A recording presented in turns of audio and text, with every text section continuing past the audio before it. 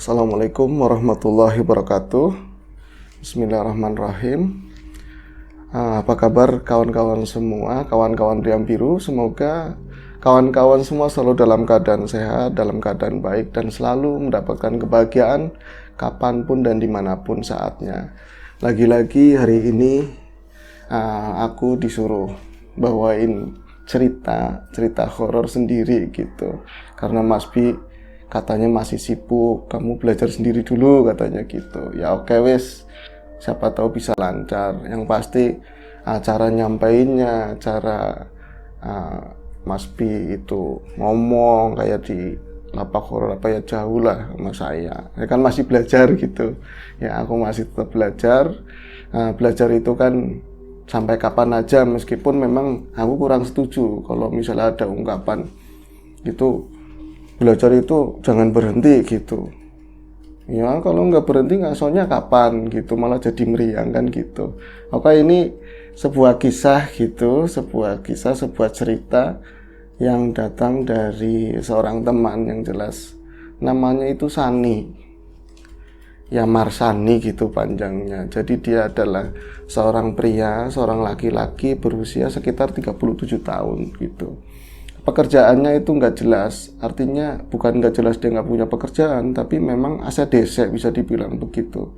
Jadi dia kadang itu kuli bangunan ya oke, jadi tukang listrik oke, terus apa aja pokoknya. Kadang juga dia jadi mediator buat makelarin tanah, bahkan mediator barang-barang klinik gitu, diambil semua gitu.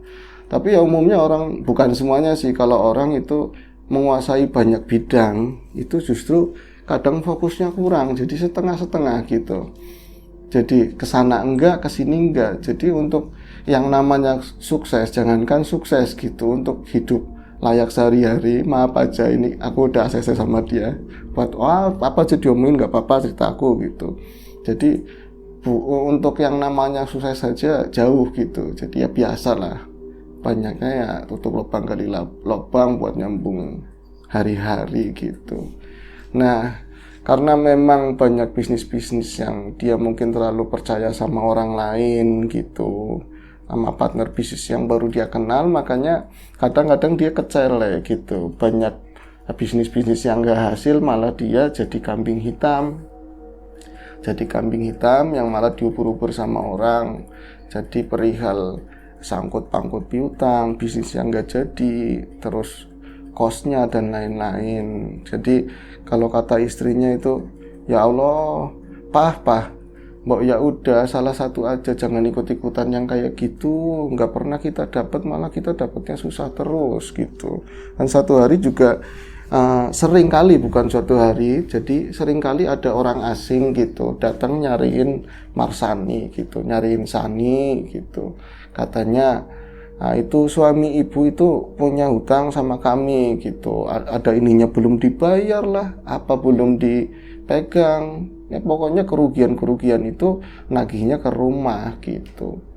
Makanya pada satu ketika ada obrolan gitu antara Marsani sama Jumiro gitu, nama istrinya Jumiro.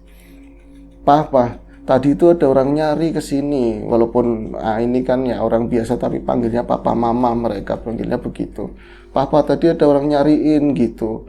Katanya papa itu punya utang gitu, barangnya nggak dianterin. Siapa gitu? Itu orang kidul yang katanya masalah bandot gitu. Bandot yang mana? Kambing gitu. Loh ya kok masalah kambing? Oh jangan-jangan Wakarso ini. Iya kemarin aku nganterin gitu. Nganterin gimana? Ya siapa tahu dapat rempelan, dapat fee gitu.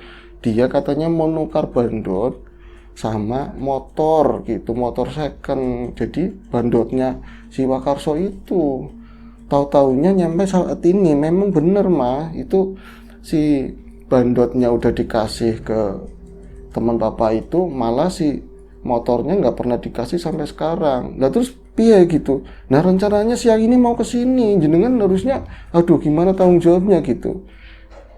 Piye ya, kata Marsani seperti itu. Akhirnya yang namanya istri gitu, walaupun susah kayak apa kan dia juga apa ya mesti sejalan dengan suaminya, bukan mau menyembunyikan atau nutupin, paling enggak untuk sesi ini kan bisa terlewati gitu, biar nggak jadi masalah. Akhirnya dia ngusulin gini aja Pak, mendingan Papa itu mancing aja gitu. Mancing, aku kan nggak hafal mancing. Lah itu punya adekku dulu itu alat mancing banyak. Papa mancing aja. Nanti aku bilang ke orang yang datang itu, pura-pura Papa itu kemana lagi ngurusin duit itu gitu. Iya ya. Nah terus gimana mancing gimana? Mancing di mana? Ya Papa cari ke spot di mana, mancing di mana gitu. Sambil ajakin Ronaldo main gitu. Jadi Marsani itu sama Mbak Jumiro punya anak 4 tahun namanya Ronaldo gitu. Kalau dari tampangnya sih jauh sama Ronaldo yang di TV gitu, yang pemain bola. Maka malah hobinya bukannya main bola, malah justru anak cowok tapi mainnya boneka-bonekaan seperti itulah. Ya, akhirnya singkat cerita, oh ya, dia bilang begini, Mah, kalau mancing itu kan perlu modal gitu. Lah, Papa nggak punya uang, Mama ada uang apa enggak gitu. Ya nggak ada, gini aja. Nanti Ronaldo tak bikinin minuman, tak bikinin teh manis, ditaruh sama wadah minumannya dia. Nanti dibawain kerupuk glopot aja gitu yang banyak.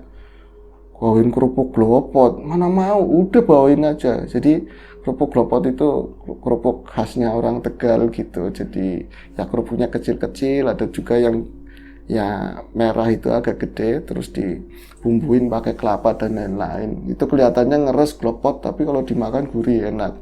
Nah itu singkat cerita, si Marsani akhirnya bawa si Ronaldo gitu buat mancing gitu ya kan.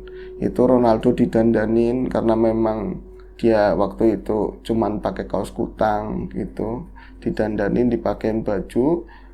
Memang mau kemana gitu? Kita mancing ikan. Iya, kita mancing ikan. Dapat banyak. Ya nggak tahu mau dapat apa enggak. Yang penting kamu ikut, ayo ikut. Ya, ya, ya. Lah itu dia duduk di depan. Nah, namanya anak kecil kan duduk di depan ngampleh gitu ke lampu, tangannya gitu senang banget. Itu sebenarnya Marsani bingung mau mancing di mana. Dia bukan ahli mancing gitu. Akhirnya kalau jauh takut bensinnya nggak nyampe. Nah dia linguk yang penting jalan aja lah, feelingnya kemana. Kalau misalnya air itu yang banyak itu daerah sini, pasti ngalor gitu. Nah itu jangan sampai ke laut. Kalau ke laut panas, pasti Ronaldo cepet aus. Nanti ketemu banyak banyak warung minta jajan, aku nggak pegang duit. Nah, kata benaknya Marsani. Akhirnya kebeneran satu desa dari desanya dia itu ada sungai kecil kawan-kawan. Jadi ada sungai kecil, nggak terlalu besar sih, cuman ada berapa meter, tapi itu tembusannya sungai besar gitu. Itu dia berhenti pas jembatan. Emang mancing di sini, kata si Ronaldo. Ya kita lihat aja dulu ada ikannya apa enggak dek gitu kan. Ini aja Pak, sini aja Pak, kata gitu. Nah Marsani kebeneran kok dari sebelah kirinya dia itu ada banyak tumbuhan-tumbuhan kayak singkong, terus tumbuhan turi kalau di sini itu pete, jadi pete biasa gitu, pete kecil itu tumbuh di pinggiran-pinggiran bantaran kali. Di situ ada orang mancing.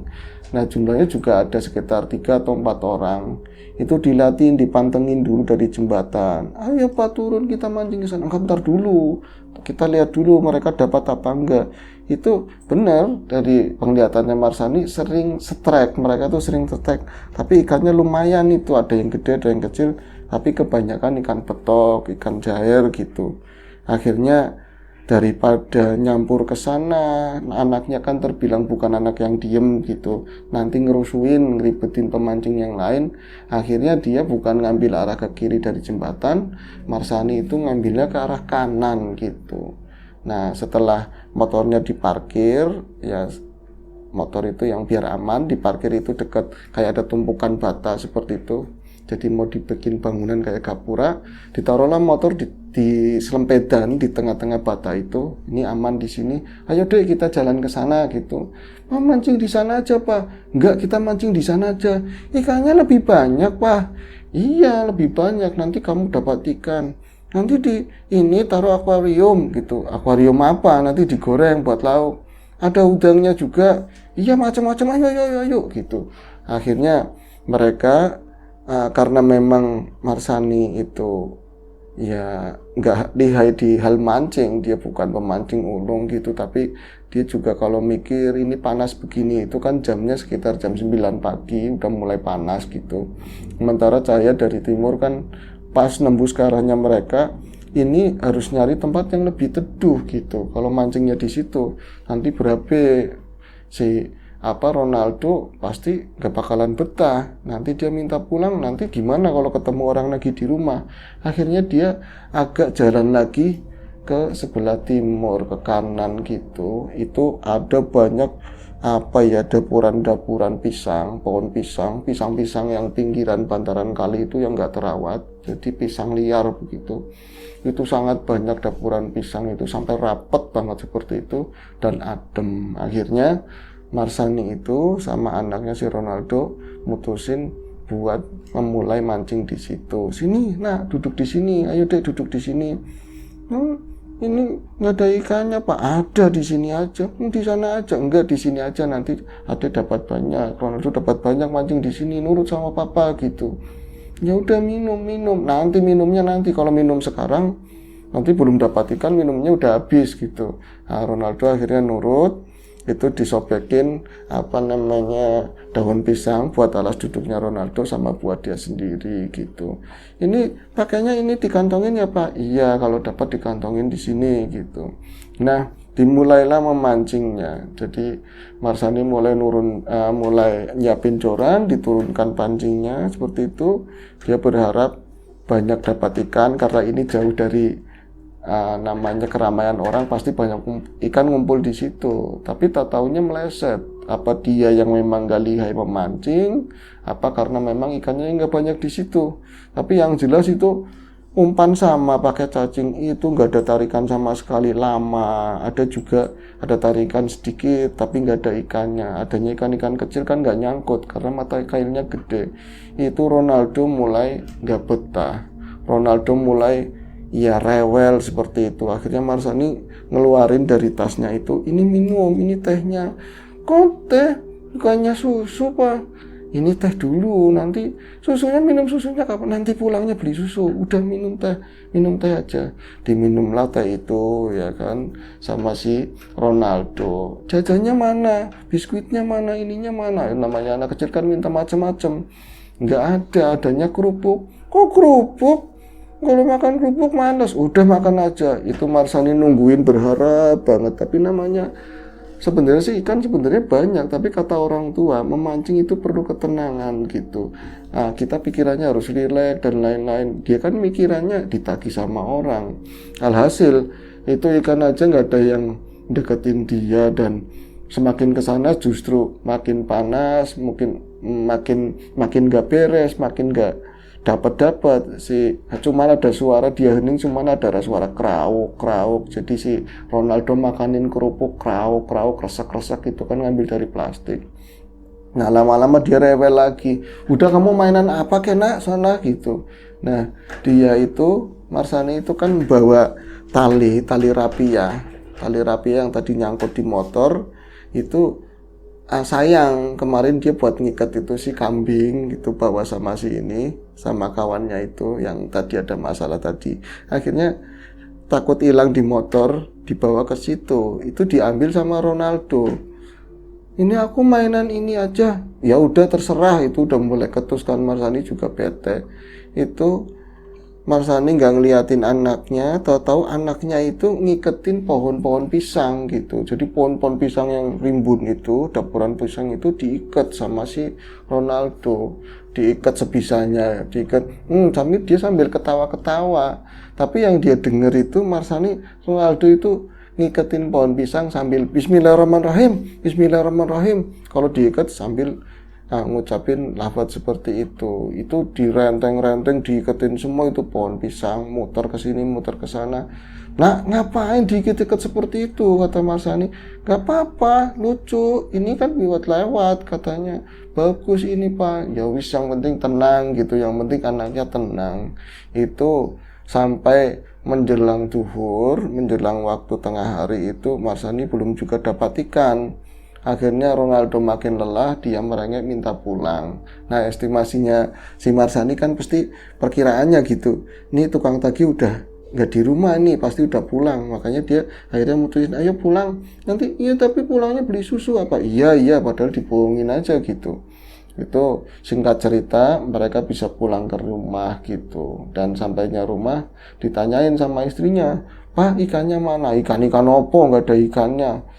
Terus itu yang nagih ke sini udah datang belum? Udah Pak, aman gitu. Terus katanya gimana? Ya pokoknya mau terus nyariin jenengan gitu. Kamu bilangnya apa? Besok aja Mas gitu. Bisanya ngomongnya besok. Itu saya pulangnya lama gitu aja. Ambuh pokoknya aku udah pusing, kata istrinya begitu. Dia nanyain ikan nggak dapat ikan. Nah itu Marsani akhirnya jalan lagi setelah duhur, dia nyari rupiah mau ke teman kayak ke siapa supaya hari tetap berjalan seperti itu ya kan. Nah singkat ceritanya itu pada malam harinya karena saking capeknya Marsani itu selepas isya dia tidur sore gitu.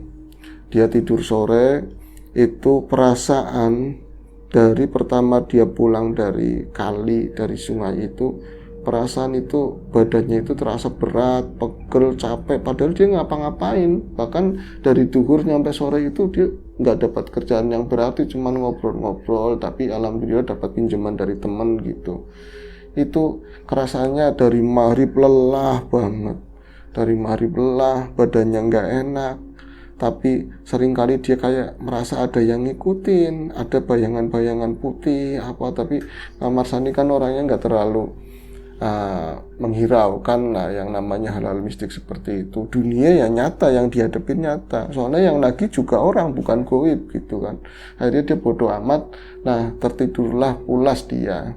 Marsani tidur pulas. Nah di mimpinya itu kata Marsani, dia mimpi di sananya itu apa di kali tersebut, tapi kalinya nggak sekecil itu, kalinya itu luas, kelihatannya dalam, tapi cahayanya itu gelap padahal siang hari kayak waya-waya sore gitulah. Nah di sana dia itu ngelihat banyak ini makhluk yang menurut Marsani itu banyak makhluk-makhluk goib di TV dia sering lihat gitu, tapi yang paling serem itu ikat lima gitu menurut Marsani. Jadi dia melihat banyak ikat lima atau lepet albino sering dibawain seperti itu. Itu dia melihat pocong, taruhlah itu banyak pocong itu diikat-ikat posisinya gitu. Ada banyak pocong di bantaran kali, itu banyak sekali pocong yang lagi diikat-ikat. Dia itu mereka dengan mimik wajah yang gak jelas, tapi ada yang matanya merah dan itu lebih gede dari yang lain, ada yang mukanya hancur, tapi mereka itu seakan-akan marah semua, seakan nunjuk tapi nggak bisa nunjuk, namanya pocong begini nunjuk tuh gimana, tapi jelas sekali dari ekspresi-ekspresinya seakan mengancam, seakan mau lari ke Marsani, mau nyerang, mau marah gitu, tapi terikat gitu. Nah itu Marsani bukannya bisa nenangin diri, di situ semakin takut, dan tadinya pocong-pocong itu jauh, itu seakan mendekat, semakin mendekat memutari Marsani gitu, tapi ke dalam keadaan terikat. Nah itu sampai dia teriak-teriak, minta tolong, nyebut dan lain-lain, itu nggak ada yang nolongin sampai dia terbangun gitu. Nah dia terbangun terengah-engah, itu karena memang rumahnya juga rumah kontrakan, kamarnya nggak terlalu gede. Marsani kan sering tidurnya itu di balik gitu, di ruang depan, kecuali dia ada hajat baru dia masuk ke kamar sama istrinya kan seperti itu. Nah itu akhirnya pas dia bangun ternyata itu jam 11 malam seperti itu. Itu ketika dia terbangun terengah-engah dengan keringat dingin yang begitu banyaknya, dia itu nafas aja nyampe susah. Dia bangun, gini, aku kok mimpi begini amat, nggak pernah aku mimpi sampai seserem ini gitu. Mimpi di tempat gelap aja aku udah takut, kok ini mimpi nyampe bener-bener nyata sekali. Banyak itu lepet albino, banyak itu pocong yang nampak, dan banyak yang muterin aku. Tapi aneh kok pada terikat seperti itu ya. Tapi kayaknya mau nyerang, marah sama aku gitu. Dia itu buru-buru lari ke belakang, terengah-engah, dia ngambil air putih sampai ngasal dia dengan keyakinannya, dia dibaca-bacain, ya Allah semoga aku nggak kenapa-napa gitu, kok mimpi seserem ini gitu. Diminumlah air putih tersebut, buru-buru nyampe dia terbatuk-batuk. Akhirnya dia ingat, loh kok pocong-pocong pada terikat-ikat begitu, kok adanya di pinggiran kali, aku kenapa ya gitu. Oh iya, apa ada hubungannya, tadi kan aku mancing di pinggir kali. Loh, Ronaldo kenapa ya, nanti ada hubungannya sama Ronaldo gitu. Dia itu akhirnya jalan, ditaruhlah gelasnya glotak seperti itu. Dia langsung menuju kamar yang memang satu-satunya gitu, karena kontrakannya kecil. Itu langsung dia dibuka, lupa buka hordeng, ternyata pintunya ditutup sama istri. Itu langsung jeduk, dia nabrak daun pintu. Malah sialan ini, aku malah nabrak daun pintu gitu kan. Setelah itu dia didorong pelan-pelan, jangan sampai istrinya bangun, jangan sampai anaknya yang tersayang itu bangun, si Ronaldo. Akhirnya dia berhasil masuk. Itu pertama dia kan ngeliatin sesuatu yang aneh gitu, mereka semua tidur. Pas dia itu mau balik badan, jadi ditengokin, jadi tidurnya itu nggak pakai dipan, cuman pakai kasur lantai seperti itulah. Dia pakai kasur lantai, ada spring bed tapi spring bed biasa, pakai kasur lantai. Istrinya tidur, posisinya itu miring, jadi menghadap tembok. Jadi istrinya itu sebelah kiri, sementara Ronaldo sebelah kanan. Istrinya menghadap tembok, tidurnya rada miring, kakinya nekuk. Sementara Ronaldo itu tidur lempeng banget lurus. Kalau anakku malah tidurnya tenang ya, gak ada hubungannya ini mimpi gitu. Wah lele, cepet gede ya le, biar bantuin bapak, dalam batinnya seperti itu. Akhirnya ketika dia mau balik badan, justru dia dengar suara debuk gitu. Suaranya kayak apa ya, kayak guling, kayak bantal, atau kayak kasur yang dijemur, yang ditabuh begitu. Kalau misalnya dijemur itu kan suaranya seperti itu, debuk. Itu Mas Ani langsung buru-buru nengok. Dia nengok, ternyata si Ronaldo. Jadi Ronaldo itu tidur, biasanya Ronaldo namanya anak kecil kan tidurnya molak-malik, nggak jelas gitu. Kadang miring ke sini, kadang gayanya itu nggak jelas. Itu malah tidurnya bener-bener lempeng seperti ini, posisinya seperti orang sholat. Tidurnya seperti mayat, bisa dibilang seperti itu. Tapi yang aneh itu, dia itu seperti mau bangun tapi nggak bisa. Jadi begini, depuk gitu, matanya terpejam, matanya merem, tapi dia meliuk-liuk di atas tempat tidur. Dia seperti mau bangun tapi nggak bisa. Nah itu, loh kok Ronaldo seperti ini. Dipeganglah kaki anaknya, nak, kamu kenapa? Itu keras-keras. Dia bangunin keras, istrinya nggak dengar sama sekali. Bu, anakmu kenapa ini bu? Anakmu kenapa bu? Bu bangun, ayo toh bu bangun tuh, bu bangun. Itu istrinya nggak bangun sama sekali. Malah Ronaldo semakin kencang gerakannya. Kalau ini kasur umpamanya itu debuk kayak gitu. Jadi kayak, loh pas coba dia astagfirullah, dia berusaha istighfar, berusaha nenangin diri. Loh ini kok anakku kayak, ingat di mimpinya dia itu, loh kayak pocong yang nggak bisa bangun gitu. Jadi dia itu cuma gelepak gitu. Aku harus kemana? Aku harus keluar, menghubungin siapa? Sementara pulsa nggak ada, dia pulsa habis. Mau minta tolong sama tetangga, nggak enak, risih. Tadi siang tetangga juga katanya nagih gitu. Nah akhirnya dia berusaha keras bangunin istrinya supaya ada teman bisa nungguin, dan dia mau cabut cari bantuan gitu. Nah sebelum dia mau bangunin istrinya, tahu-tahu istrinya itu gerak juga. Istrinya gerak dalam posisi miring ngadep ke tembok. Istrinya bergerak seperti ini, krocet seperti itu. Jadi dia bergerak sama juga kayak anaknya tadi. Bedanya kalau si Ronaldo itu lurus seperti ini, kalau istrinya posisi miring. Itu kayak apa ya, kalau misalnya di orang Jawa bilang kayak uget lah, kayak ular gitu, kayak ulet gendon seperti itu. Jadi dia cuman uget nggak bisa bangun. Loh ini orang pada kenapa? Bu kamu kenapa? Kamu nyebut kamu kenapa? Seperti itu. Akhirnya anaknya juga tambah kencang seperti itu, dan istrinya juga nggak bisa bangun. Nah akhirnya dengan sekuat tenaga akhirnya dia berusaha nenangin diri. Dia minta petunjuk, kalau memang keluar dia nggak bisa tega ninggalin mereka berdua, tetangga juga nggak ada yang datang gitu. Akhirnya dia itu berusaha nenangin diri. Dia minta sama yang di atas, minta sama Gusti Allah, ya Allah berilah petunjuk, aku memang salah, aku banyak ngelakuin dosa, aku nggak kurang urus sama anak sama istri, ya Allah berilah petunjuk supaya istri dan anakku nggak seperti ini apa, mereka harus tenang ya Allah. Akhirnya dia itu ingat dulu pernah ngaji, pernah madrasah diajarin sama mbahnya gitu kan, udah kamu bacain, kalau buat ngusir-ngusir kayak gitu bacain ayat kul ya Anas apa Al-Falaq begitu. Akhirnya dia buru-buru wudhu ke belakang, terus datang lagi ke situ, bawa itu air putih di gelas gede, dibaca-bacain, dia tenang-tenangin, dibacain surat Anas sama Al-Falaq seperti itu. Setelah dibacain itu airnya diciprat-cipratin ke anak sama istrinya. Alhamdulillah itu anaknya itu berhenti nggak bergerak terus seperti pocong, diikat nggak bisa bangun. Dia tenang, istrinya juga tenang, tapi istrinya langsung bangun. Apa sih pak kok kamu main air seperti itu? Main air, kamu dibangunin nggak mau bangun, kamu kenapa sih? Nggak apa-apain, aku nggak kenapa-napa, emang kenapa?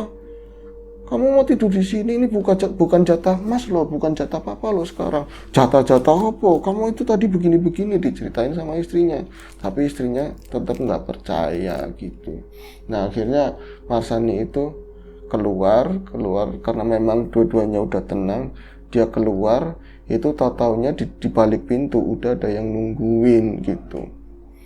Yang aneh di balik pintu, aturan itu kan ruang tengah kontrakan, itu perasaan dirasanya dia, di penglihatannya Marsani, di depan pintu itu, pintu kamar itu seperti di bantaran kali. Ada di bantaran kali di mana Ronaldo sama dia memancing tadi siang, tadi pagi. Itu benar-benar yang dinampakin di Marsani secara nyata. Entah itu halusinasi atau apa, tapi Marsani menyaksikan itu benar-benar nyata. Itu banyak sekali, bukan dapuran apa pohon pisang, tapi benar banyak pocong yang posisinya terikat seperti itu. Namun apa terikat itu apa ya, terikat seperti kayak ada tali, tapi talinya menyala gitu. Itu semua terikat dan banyak gitu. Dan mereka semua marah, semua mereka seakan-akan mengancam Marsani. Itu tiba-tiba tanpa disadari itu ada seorang kawan yang memang dia itu tahu tentang hal mistik, entah itu karena terpanggil itu kawannya atau kawannya dalam bahaya, tahu-tahu dia ketok pintu dan memang pintunya nggak dikunci, itu masuk aja ke dalam rumah gitu. Itu langsung matanya Marsani ditutup seperti ini, udah kamu jangan lihat gitu. Nah Marsani disuruh nggak ngeliat, istrinya juga mau keluar ditahan. Nah itu Marsani dibimbing ke ruang depan. Nah setelah udah beres kata dia seperti itu, kata temannya Marsani. Nah akhirnya diceritakan lah sama kawannya itu, Kang sebenarnya ada apa Kang, kok aku ngalamin begini, kok anak sama istriku jadi begitu. Ini loh San, tadi pagi kamu habis memancing ya? Iya habis mancing. Itu kamu mancingnya di dapuran ini kan, pohon pisang? Iya, itu kalau dalam penglihatan batin itu di situ tempatnya kerajaannya pocong. Loh, kerajaannya pocong? Iya. Nah itu kamu itu memang nggak salah, tapi ya Ronaldo juga nggak salah, namanya anak-anak. Itu dia itu pakai tali rapia kan, ngiketin pohon pisang itu. Iya bener Kang, itu dia ngikat sambil baca bismillah, diiketin semua. Itu buat mereka kayak seakan-akan mereka dirantai, diikat seperti itu, dan mereka marah, minta dilepasin ikatan itu. Lu kok bisa begitu Kan? Ya bisa aja, itulah sesuatu yang sederhana bahkan dilakuin anak kecil dengan ketulusannya walaupun tanpa sengaja. Kita sebagai orang-orang tua kadang melupakan yang namanya bismillah untuk mengawali sesuatu. Untuk kita pengen jalan keluar, melakukan aktivitas, kita lupa nyebut nama Allah, kita lupa buat berserah. Itu sebenarnya sesuatu yang kayak itu justru sangat penting. Buktinya bangsa gaib seperti itu aja nggak sengaja diikat sama anakmu dengan baca bismillah, mereka seperti dirantai dan nggak bisa keluar. Dan dari sana seperti yang kamu lihat mimpi, kamu mimpi kan? Iya Kang, aku mimpi. Itu bukan mimpi, emang di alam sana mereka terikat mereka terikat dengan tali rapia itu berubah seperti tali ayat yang menyala seperti itu. Oh, terus gimana Kang? Aku harus kudu piye? Gak apa-apa, udah selesai, nanti urusan saya. Nah, seperti itu. Ini sekedar ceritanya sampai di titik itu. Karena kesananya Marsani juga nggak bisa ngorek lagi dari kawannya itu yang orang lumayan bisa. Nah, karena katanya udahlah urusan saya seperti itu. Nah, buat Marsani ini cukup pelajaran berharga buat dia. Dia harus lebih hati-hati lagi ke depan, dan dia sekarang alhamdulillah udah bisa mengambil aku kerjaan begini, aku pakai di sini udah lebih baik seperti itu. Nah, aku rasa cukup ini aja yang bisa tak bawain. Moga-moga besok-besok hari udah ada Mas Diam. Terus terang agak grogi cerita sendirian gitu. Oke, semoga kawan-kawan semua selalu dalam keadaan baik, selalu dalam lindungan Allah Subhanahu wa taala, dan selalu sehat, selalu bahagia kapanpun dan dimanapun saatnya. Mohon maaf atas segala kekurangan. Assalamualaikum warahmatullahi wabarakatuh.